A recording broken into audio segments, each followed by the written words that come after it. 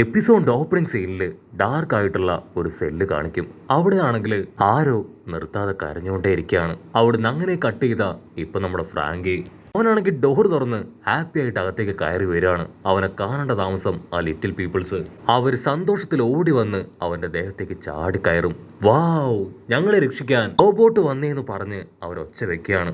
അപ്പോഴാണെങ്കിൽ പുറത്തുണ്ടായിരുന്ന little people's പതിയെ അകത്തേക്ക് കയറി വരും. അവരെ കാണുമ്പോൾ അകത്തുള്ളവർക്ക് ഭയങ്കര സന്തോഷം. പുറത്തുള്ളവര് അകത്തുള്ളവരോട് ചോദിക്കും, നമ്മുടെ പ്രിൻസസ് എവിടെയാണ്? അവളെ നിങ്ങൾ ആരെങ്കിലും കണ്ടോ?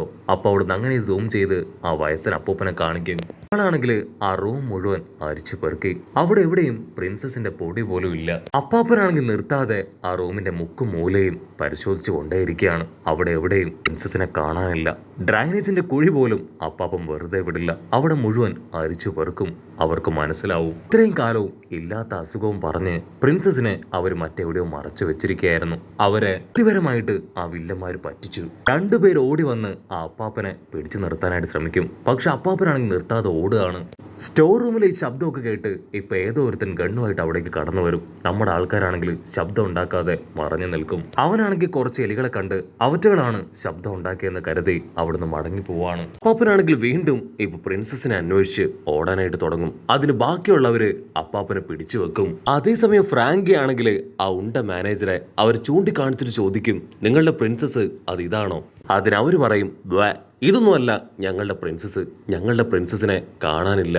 അതിനവൾ ദേഷ്യപ്പെട്ട്, നിങ്ങൾക്ക് എത്ര ധൈര്യം ഉണ്ടെങ്കിൽ എന്നെ അപമാനിക്കും. എനിക്ക് നിന്നെ നന്നായിട്ട് അറിയാം. നീ ആ സ്ട്രോ ഹാറ്റ് ടീമിലെ സൈബോർ ഫ്രാങ്കി അല്ലേ? നിന്നെ തടയാനായിട്ട് ആ പിങ്ക് വില്ലൻ അവൻ പുറത്തുണ്ടായിരുന്നല്ലോ. അതിന് ഫ്രാങ്കി പറയും, ഞാൻ അവനെ ഡൈവേർട്ട് ചെയ്ത് വിട്ടു. അവനിപ്പോ ചമ്മി ഐസായിട്ട് എവിടെയെങ്കിലും നിപ്പുണ്ടാവും പറഞ്ഞ് ഫ്രാങ്കി ആണെങ്കിൽ പൊട്ടിച്ചിരിക്കുകയാണ്. അവളാണെങ്കിൽ ഇപ്പൊ ഫ്രാങ്കി അറ്റാക്ക് ചെയ്യാനായിട്ട് ഓടി വരും. അത് കണ്ട ഫ്രാങ്കി അങ്ങനെ ചാടി വന്ന് അവളെ ഹഗ് ചെയ്യാണ്. കട്ട് ചെയ്താ ഇവിടെ ലൂഫിയൻ ടീമിനെ കാണിക്കും. അവരുടെ തൊട്ട് മുൻപിലേക്ക് ഇപ്പോ ആ ടോയ്സുകളെല്ലാം തന്നെ നടന്നു വരികയാണ്. സുന്ദരം പൈറട്ട് പറയും, വേറെ വഴിയില്ല, നമ്മൾ ഇവറ്റകളെ അറ്റാക്ക് ചെയ്ത് തോൽപ്പിക്കാതെ മുൻപോട്ടേക്ക് പോകാനാവില്ല എന്ന് പറഞ്ഞ് അവരെല്ലാവരും താഴേക്ക് ഇറങ്ങി അവറ്റകളുമായിട്ട് അച്ചരം പൊച്ചരം ഫൈറ്റ്. ലൂഫി ആണെങ്കിൽ ആഞ്ഞെടിക്കും. അതിനിടയിൽ അവന്റെ കൈയും കാലും അത് ആ ടോയ്സിൽ അങ്ങനെ സ്റ്റക്ക് ആവുകയാണ്. അത് കണ്ട നമ്മുടെ സുന്ദരം പൈറട്ട് ഒരു ടോയെ തല്ലി തകർത്ത് ലൂഫിയെ മോചിപ്പിക്കുകയാണ്. ടോയ്സുകളാണെങ്കിൽ വീണ്ടും വീണ്ടും മൾട്ടിപ്പിളായി വന്നുകൊണ്ടേയിരിക്കും. നമ്മുടെ ആൾക്കാരാണെങ്കിൽ നിർത്താതെ അവറ്റകളായിട്ട് ഫൈറ്റും ചെയ്യും. ഇവിടെ ഫ്രാങ്കി ആണെങ്കിൽ ആ ലേഡി അങ്ങനെ റൗണ്ട് ചെയ്ത് കെട്ടിപ്പിടിച്ച് നിൽക്കുകയാണ്.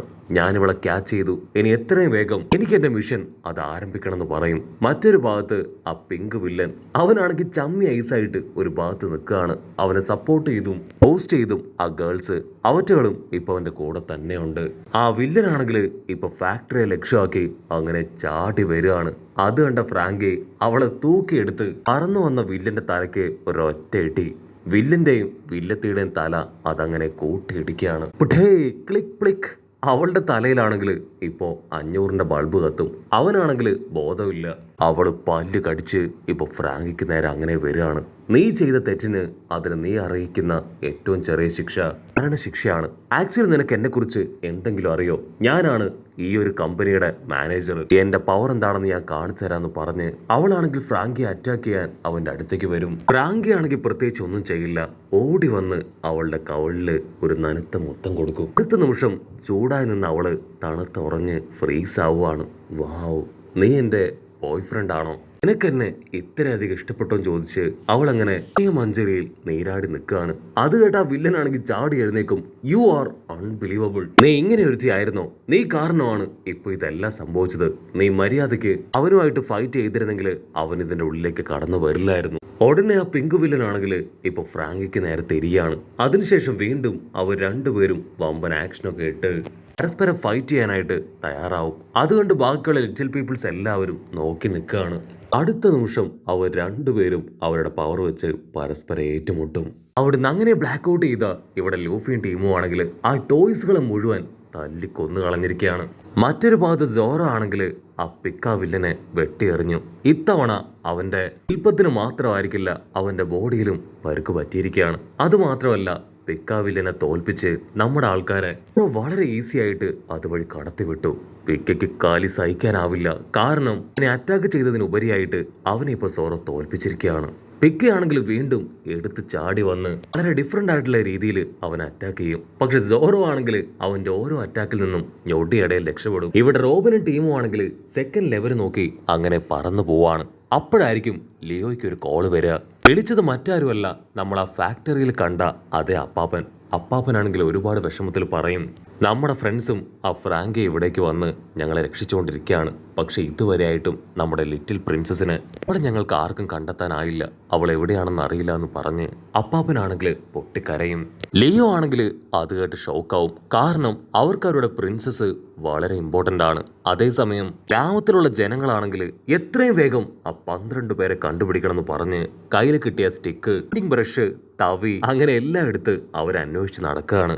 മറ്റൊരു ഭാഗത്ത് ഉസോപ്പ് അവനെ തന്നെ സമാധാനിപ്പിക്കുകയാണ്. പേടിക്കേണ്ട ആവശ്യമൊന്നുമില്ല, നമ്മളിപ്പോ ഒരുപാട് ഹൈറ്റിലാണുള്ളത്, ഇവിടേക്ക് ആരും വരാൻ ഒരു സാധ്യതയില്ല എന്ന് പറയുമ്പോഴായിരിക്കും ആരൊക്കെയോ ഉസോപ്പിന്റെ പേര് വിളിച്ച് മുറവിളി കൂട്ടുന്നത് അവൻ കേൾക്കുക. രക്ഷിക്കടാ നിലവിളിച്ച് നമ്മുടെ ഉസോപ്പാണെങ്കിൽ കിടന്നിടത്ത് നിന്ന് ചാടി എഴുന്നേക്കും. ഇവിടെ വയലറ്റ് അവളാണെങ്കിൽ അവളുടെ പവർ വെച്ച് ഇപ്പോ ഫാക്ടറിയിലുള്ള ലിറ്റിൽ പീപ്പിൾസിനെ രക്ഷിച്ച കാര്യം കിങ്ങിനോട് പറയും. പക്ഷെ അവരൊരുപാട് കഷ്ടപ്പെട്ടിട്ടും ഇതുവരെ ആയിട്ടും അവർക്ക് അവരുടെ ലിറ്റിൽ പ്രിൻസസിനെ അവരെ മാത്രം കണ്ടുപിടിക്കാനായിട്ടില്ല. കിങ് ആണെങ്കിൽ ഇപ്പൊ ആകെ ടെൻഷനായിട്ടിരിക്കുകയാണ്. അതിന് വയലറ്റ് പറയും, നിങ്ങൾ ഇനി പേടിക്കേണ്ട ആവശ്യമില്ല, ഇപ്പൊ നടക്കുന്നതും 10 വർഷങ്ങൾക്ക് മുൻപ് നടന്നതോ എന്താണെന്ന് ഇപ്പൊ എല്ലാവർക്കും ബോധ്യപ്പെട്ട് കഴിഞ്ഞു. ഇതിനെല്ലാം പിന്നില് ഡോഫ്ലമിംഗോ ആണെന്ന് എല്ലാവർക്കും അറിയാം. സോ ഇനി നിങ്ങളെ ആരും വെറുക്കില്ല. അതിന് കിങ് റിക്കു ആളാണെങ്കിൽ പ്രത്യേകിച്ചൊന്നും മൈൻഡ് ചെയ്യാതെ ദൂരത്തായിട്ട് ആ മാൻഷനിലേക്ക് നോക്കും. ആള് പറയും, തീർച്ചയായിട്ടും ആ ലിറ്റിൽ പ്രിൻസസ് അവളെ ആ ഡോഫ്ലമിംഗോ മനസ്സിൽ തന്നെയായിരിക്കും എവിടെയെങ്കിലും ഒളിപ്പിച്ച് വെച്ചിട്ടുണ്ടാവുക. ഞാൻ അതിനെക്കുറിച്ചാണ് ഇപ്പോൾ ആലോചിക്കുന്നത്. വയലറ്റ്, നീ നിന്റെ പവർ ഉപയോഗിച്ച് ആ പാലസിലൊന്ന് ചെക്ക് ചെയ്യും, അപ്പോൾ മനസ്സിലാവും അവൾ എവിടെ ഉണ്ടെന്ന്. അവളാണെങ്കിൽ പതിയെ കണ്ണടച്ച് ഇപ്പൊ ആ പാലസിൽ ചെക്ക് ചെയ്യാനായിട്ട് തുടങ്ങും. ഇവിടെ ഉസോപ്പ് ആണെങ്കിൽ ആ പ്രിൻസസിന്റെ രൂപം അത് അവന്റെ ഇമാജിനേഷനിൽ വളരെ ബോറായിട്ട് വരയ്ക്കുകയാണ്. അപ്പോഴായിരിക്കും അവന്റെ തൊട്ട് മുൻപിൽ ചുമരിലായിട്ട് കാഞ്ചറോ അവൻ പറ്റിപ്പിടിച്ചിരിക്കുന്നത് കാണുക. കാഞ്ചറോ കാണേണ്ട താമസം ഉസോപ്പ് നിലവിളിക്കും. അതിനാ സാമുറായി പറയും, അയ്യോ ഇല്ല ഇല്ല, പേടിക്കേണ്ട ആവശ്യമൊന്നുമില്ല, ഇതാണ് ഇത്രയും നേരമായിട്ട് ഞാൻ അന്വേഷിച്ച് നടന്ന എന്റെ ഫ്രണ്ട് കാഞ്ചറോ, അവനെ ഞാൻ കണ്ടുപിടിച്ചു. കാഞ്ചറോ ആണെങ്കിൽ അവൻ തന്നെ ഉസോപ്പിന് ഇൻട്രൊഡ്യൂസ് ചെയ്ത് കൊടുക്കും. അതിനുശേഷം അവൻ പറയും, ഒരുപാട് ജനങ്ങൾ ഇവിടേക്ക് വരാൻ കഷ്ടപ്പെടുകയായിരുന്നു, അതുകൊണ്ട് മനസ്സലിഞ്ഞ് അവർക്ക് കയറി വരാനായിട്ട് ഞാൻ കുറച്ച് സ്റ്റെപ്സ് ഒക്കെ റെഡിയാക്കി കൊടുത്തിട്ടുണ്ട്. അത് കേട്ട് ഉസോപ്പ് ആണെങ്കിൽ ഷോക്ക് ആവുകയാണ്. അവർ മുകളിലേക്ക് വന്നു കഴിഞ്ഞാൽ ഉറപ്പായാലും അവരുടെ എല്ലാവരുടെ ലക്ഷ്യം ഉസോപ്പായിരിക്കും. സാമുറായിക്കാണെങ്കിൽ അത് കേട്ട് കലിയിളകും. അവനാണെങ്കിൽ ഇപ്പോ കാഞ്ചറോട് ദേഷ്യപ്പെടുകയാണ്. ഇവിടെ വയലറ്റ് അവൾ ഇപ്പോഴും കണ്ണുകൾ അടച്ച് ആ ഒരു കൊട്ടാരത്തിന്റെ മുക്കും മൂലയും പരിശോധിച്ചു കൊണ്ടേയിരിക്കും. ഇങ്ങാണെങ്കിൽ അട്ടിച്ചു പറയും, ഉറപ്പായാലും അവളെ ആ മാൻഷനിൽ തന്നെയായിരിക്കും ഡോഫ്ലമിംഗോ ഒളിപ്പിച്ചിട്ടുണ്ടാവുക. ആക്ച്വലി വയലറ്റിന് ആ ഒരു മാൻഷനെ കുറിച്ച് നന്നായിട്ട് അറിയാം. ആരും പോകാത്ത സ്ഥലങ്ങളിൽ വഴി അവൾ ഒരുപാട് സമയം കടന്നു പോയിട്ടുണ്ടെന്ന് പറഞ്ഞ് എല്ലാ ഭാഗങ്ങളും അവൾ അന്വേഷിക്കുമ്പോഴായിരിക്കും ഒരു സ്ഥലം, ആരും ഇതുവരെ പോവാത്ത ഒരു സ്ഥലം അവൾക്ക് ഓർമ്മ വരിക. അവൾ ഉടനെ ഇപ്പോ അവിടേക്ക് അവളുടെ ശ്രദ്ധ കേന്ദ്രീകരിച്ച് പവർ ആക്ടിവേറ്റ് ചെയ്യും.